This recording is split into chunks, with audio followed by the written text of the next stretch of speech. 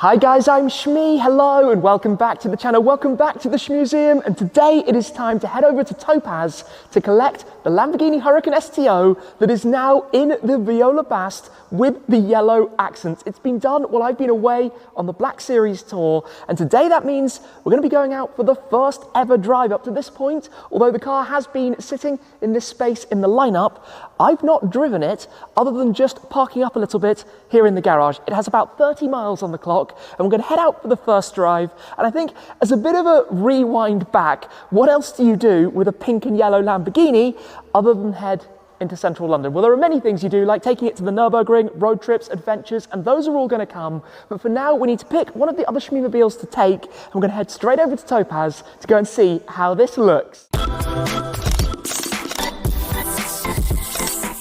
As you can tell, we have a little bit of shuffling around to do here at the garage. We're missing some of the cars at the moment. We've brought back the C63 Black Series, which has now been washed up. The G-Wagon is absolutely filthy, and it's actually just been raining pretty badly. So we'll probably take this out for the time being to go over to Topaz. But I am hoping, fingers and toes crossed, that it's going to be nicer weather later on to enjoy it for the first drive. We've got a few things that are missing at the moment. Of course, the GT500 in the USA, the GT Black Series at Opus having the upgrades, the SLS Black Series also at Opus having a few things looked at, but most of the other colours I believe are all here at the moment. Anyway, I am itching to get over to Topaz. I've seen some teaser pictures of how this looks in the Viola Bast with the yellow that we've chosen to go for the contrast pack and the extra black sections as well. And of course the car now has full PPF. So let's get ready, get over there and go see how it is. There are a few things that we have over here, including something we need to take with us, the front number plate as well as the number plate bracket. We haven't actually installed this on the car yet. You have, I think, 3 screw holes that match up with 3 holes on the underside of the actual front. We're not going to use the sticky tape because that will no doubt end up falling off at some point. And we should probably take this as well, which is the front storage compartment area, along with whatever else you have inside the car. But we'll leave these things for the time being. The car cover, the fitted cover, the cleaning and care kits and stuff, that can all stay here. So we'll get those into the G and then we'll get on the move. Well, luckily, it's quickly turned into quite a beautiful day. I'm sure there are going to be some rain showers and thunderstorms that will love to do whatever they can to make it no fun driving a very high-powered rear-wheel drive Lamborghini, but either way, it's looking quite good. So we're going to head over to Topaz, which is not the longest of drives. As we come over the bridge here, we've actually got the arch up ahead. That is Wembley Football Stadium, the England national team's stadium. And then go see what this looks like. And like I said, I've seen some teasers, and I'm a little bit excited about it because it's so truly ridiculous, and I think these are colours that only a Lamborghini could wear. But since I did the first basically renders and putting things together, this was always the plan.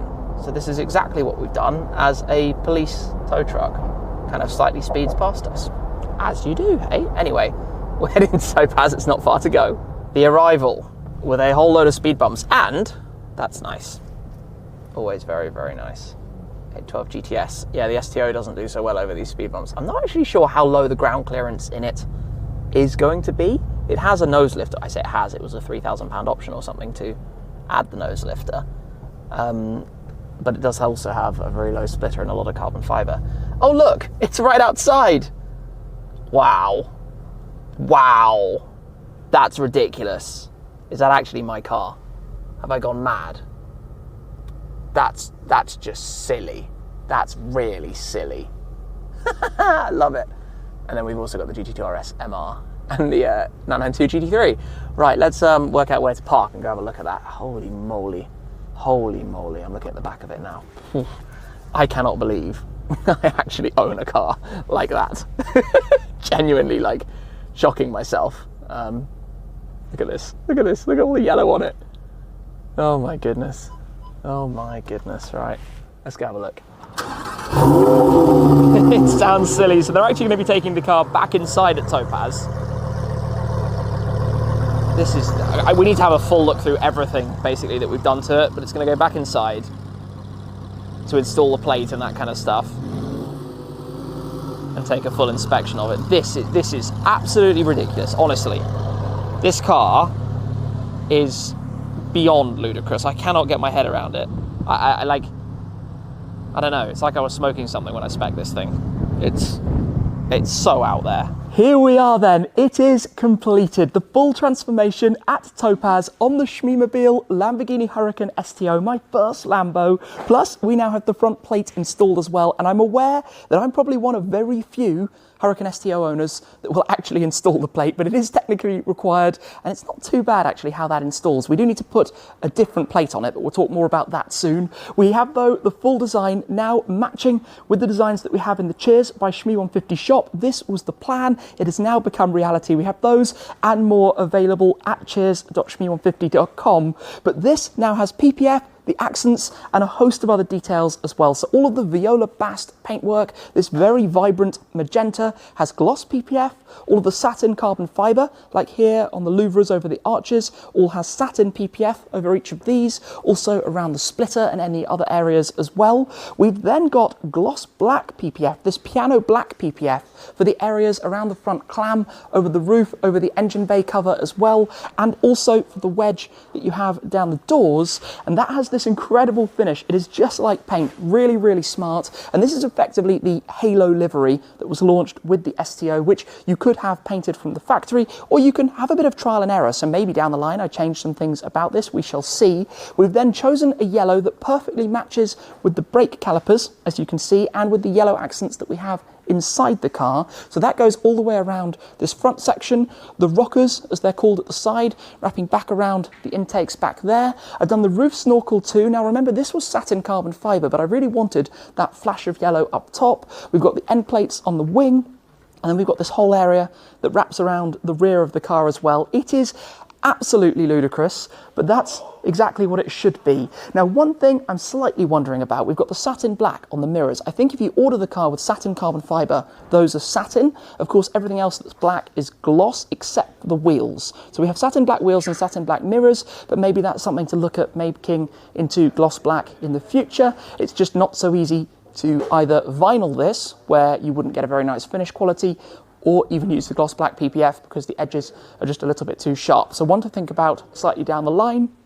Inside, just to quickly show you, we've got all of the yellow accents continuing, the piping and stitching on the seats, the embroideries of the STO logo and the Lamborghini crest, and also continuing across the dash and around the steering wheel as well. So a few yellow accents to match with this look that we now have on the exterior. It is crazy, it is totally mad, but it's exactly what a car like the STO should be. So in a minute, we'll get this started, we will take it outside, and we'll go for what will be the first drive ever for me in my own Lamborghini. The sound is good, and it's time to pull it outside. Out it emerges then, back into daylight, afternoon, heading towards winter sunshine. Those colours, the viola bass changes so significantly when it has natural light on it. This really is something to behold, and I know the yellow is not to everyone's taste, but it's a Lambo, it's supposed to be wild, it's supposed to be mad. It's exactly why I decided to do this. It's just crazy. It's just really crazy. Wow. First drive coming up then. Here we are in the Huracan STO. Now I did drive the STO before. Oh, that just says Super Trofeo Omologata, which is the car. Omologato is the car, so I wonder what Omologata means in this respect. Anyway, shuffling all the mirrors. The rear view mirror is useless because you've got a shark fin and a snorkel back there and you can't see anything. We're in STO mode. It doesn't need much by way of a running in, but we'll take the first few miles pretty gently anyway in automatic. Here we go. This is the first time I have driven my Lamborghini Huracan, or my first ever Lamborghini, on the public highway. Like this, it's calm, it's quiet. We've got the lift system here. Lift up the front nose, as I said. This is just in STO, so if we go into Trofeo, it gets a lot noisier, and it says drive performance. Talks about different driving settings, basically. I feel like this is the start of learning something completely new for me. I've been lucky to own a few McLarens, Porsches, Ferraris, but first ever Lambo. And there's not a lot of space in the cabin, by the way. Even I feel like I'm right up towards the top, and I'm not particularly tall. Means a whole new learning curve. Right then, lift system back down. That does actually seem to stay up at a decent speed. I don't quite know exactly where it will go down, but this is where it's like a normal, comfortable Huracan, normal driving. What I miss in this car, I can tell you already from driving in the factory car, is having the ability to customize a mode, like having the more sporty powertrain, but with the softer suspension. Because in here, if you go up into Trofeo, you then have the savagely raw, hardcore suspension, but you do get all the crackles and the nice sounds out of it. So somewhere in the middle is best, if I can say. Anyway, we've got a full tank of fuel, which is very nice of HRO and Lamborghini Pangborn and Craig and the team over there. We've got the car fully set up for handover. The V10 engine is lovely in Trofeo. That engine is really lovely, but yeah, the ride is firm. This is before, obviously, the valves go completely wild and open up at higher revs. Okay, STO mode. I'm just playing, just learning, working out how all of this works at the moment. Back into automatic. Getting a feel for it all. Looking at those flashes of, well, a darker purple in this light. It changes so much depending on the light, how the car actually looks. Anyway, 32 miles now on the dashboard. Clocking up fast, hey? With all of the average speed cameras and 30 miles per hour zones and incoming 20 mile per hour zones, the driving today is not going to be the most exciting. I must apologise for that. But first observations are in line with what I expected from this car, which is that the seats are very firm and the ride is very rough. But it is quite a daleable car. The gearbox is super smooth. It's actually quite quiet when you're driving very carefully in STO because the valves are closed and it's always in a very high gear. It just went down from 7th gear when I got to 28 miles per hour. So at about 30 miles an hour, you are sitting in 7th gear, the dual clutch gearbox. The steering is very light, and I find the steering a little bit wishy-washy. I'm not the happiest with it. We now have these 20 mile per hour central London speed limits. And then I look in the mirror and I'm like, what am I driving? Pink. The yellow end plates are super obvious in the mirror. I've got the bright blue of the G-Wagon behind me. I feel very much like Middle Eastern car over visiting London at the moment with my gangster G-Wagon in tow behind me, the bodyguard car, while we basically just cruise through, go and find some of the old school spots really in the centre of London, some of the old car spotting grounds, and you know, where I started filming Lambos. Never did I ever think I might one day be driving my Lambo to this kind of place, and that's one of the, you know, quite cool things I suppose I could say about this for me, is the reality of this happening and it being quite so Larry. And I've said it a few times and I will keep saying it. I know this isn't everyone's taste, but I don't have a pink car, and I certainly don't have a pink, didn't have a pink and yellow car. It was like, what could be this insane? A Huracan STO, why not? You only live once, literally. This is the perfect opportunity to just have some fun with it and just go crazy. And it's so crazy. I'm looking at it makes me go, what on earth is that? Anyway, very much back in the heart of London, driving around Marble Arch in a Lambo. I haven't actually driven one of my, let's say, supercars, super sports cars, to the centre of London for quite a while. I did bring in the Vantage Roadster, but even that was 2 or 3 months ago. This is the first time driving one of the supercars in maybe even this year. I tend to just drive the G-Wagon or the Taycan, or take an Uber if I'm in the city centre, because it makes more sense, right? Especially with congestion charges and things. The Taycan is the logical. So I'm very aware of everything around me and what's going on. But yeah, this has actually changed since I was last here. The road layout, lanes and stuff. But we'll go for a cruise this way, head down Park Lane and go find the famous Harrods Loop. Take it very gently and easily and smoothly. It's up to 30 miles an hour here at least, but the valves in this car, like I said, 7th gear at 28, 27 miles an hour, and it's 7th gear, 26 miles an hour and it's dropped down. That's, yeah, obviously playing the emissions game, part of homologating the car and whatnot. But it is very quiet like this, and I have got a little bit more accustomed to the roughness of it. It's not quite so harsh on my back now as it was initially. Anyway, rolling down towards Hyde Park Corner, and then we'll go to Knightsbridge. Just go for a loop.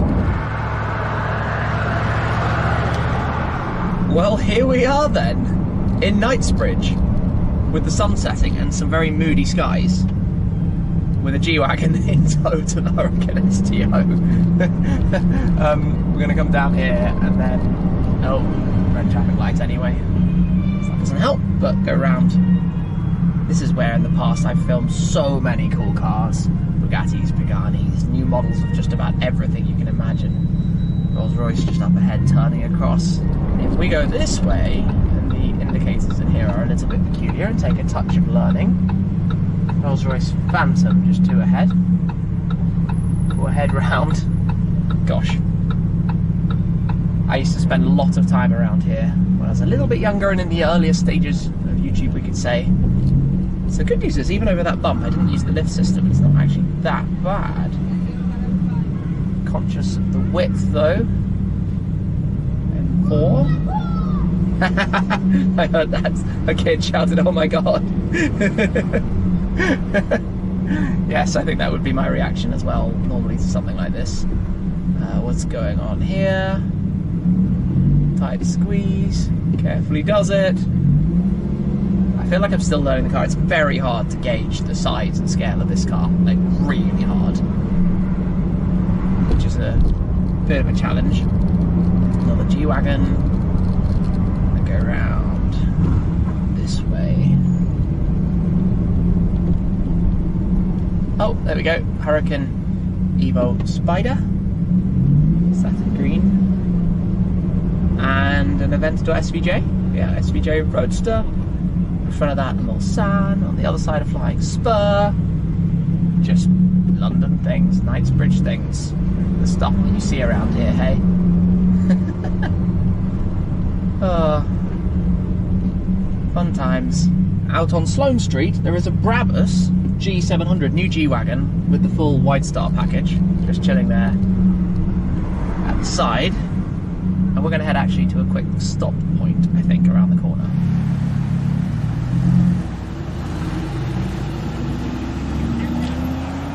Just normal London traffic, Gunter Works and an Urus. That's very cool. That's very cool. US plate as well. Wow. Spontaneous car meet.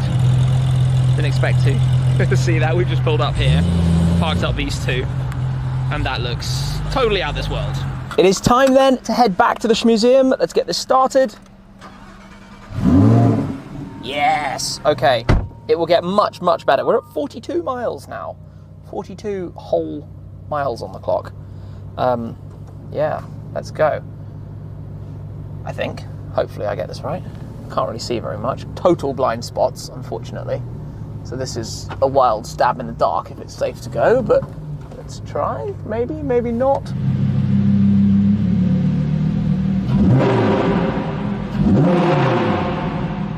The STO is back at the Shmee-museum and it looks mad. It's just like collection day. It's almost overwhelming how crazy this thing actually is. And to be here now with the new details as well, all of the black sections, all of the very bright yellow sections, and to see it with all of the other cars also is just even crazier. And obviously there are lots of cars in the collection that have this dual tone vibe going on. The cerulean blue with navy on the Senna, the red with the gold on the GT, the purple with the silver on the LT, the blue with the orange on the GT8, and now the viola bast with the giallo accents on the STO. And as I said, I might change some things. You know, it's not necessarily committed like this. Perhaps down the line, I'll replace these with painted sections. If I decide to keep it that way, we will choose as and when it feels appropriate. On the halo scheme as the car launched, it does actually come also with almost these pinstripe accents that run around some of the gloss black sections and up over the roof and around the louvres back here also. But I thought that would be a little bit too much. So I wanted to do it this way. Like I said, if I want to change it, that can all happen down the line. For the time being, this is how the car was imagined, and it looks absolutely bonkers. There's just no way to describe it. I know the number plate thing is going to be a sore point for many. It would probably look better without a front plate, but it is the law, and I do have front plates on every single one of my cars, so I didn't want this to be any different. I think it's quite fun, given they all match together basically with the 10, obviously, for the V10 engine that it has behind. But this has turned out exactly as the renders made it look, with the exception that perhaps the paint colour itself is a little bit more vibrant, but obviously the resulting effect is spot on and exactly in line with what was intended when doing it in the first place.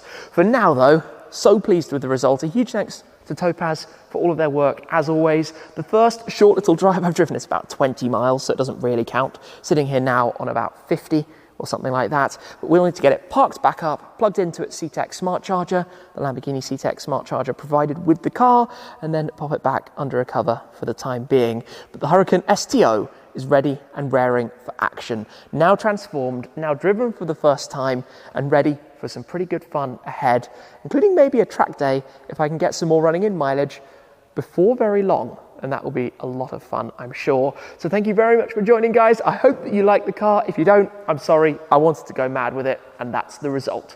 But that's it for this time. Thanks for watching as always. Your support is hugely appreciated, and I'll see you again very soon. Cheers.